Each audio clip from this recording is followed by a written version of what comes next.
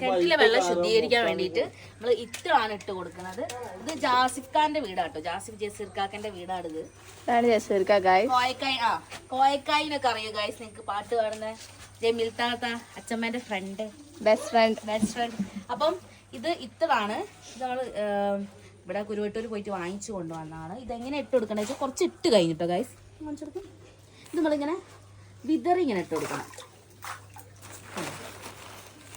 ഇങ്ങനെ ക്യാമറാമാൻ ശ്വാസം മുട്ടി മരിച്ചു ഇത്ര ശുദ്ധീകരണത്തിനിടെ. ഇത് ഒന്നും കൊടുക്കോ, രണ്ട് ഡയലോഗ് അടിക്കട്ടെ.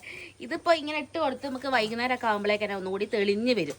അപ്പോൾ ഇപ്പം മഴക്കാലമൊക്കെ ആയതുകൊണ്ട് തന്നെ വെള്ളമൊക്കെ എല്ലാവരും ഇങ്ങനെയൊക്കെ ആയിരിക്കും, ഒരു കളറ് കുറവൊക്കെ ഉണ്ടാവും, ഒരു എന്താണ് കലക്കുണ്ടാവും.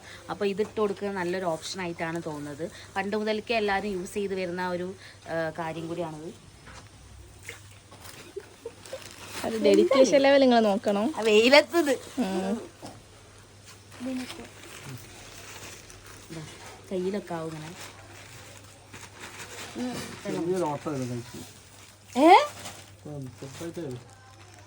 ഓട്ടൊക്കെ വരുമോ? ഇല്ലല്ല, അതില്ലേ വെള്ളത്തിൽ വരുമ്പോഴാണ് റിയാക്ഷൻ അങ്ങനത്തെ.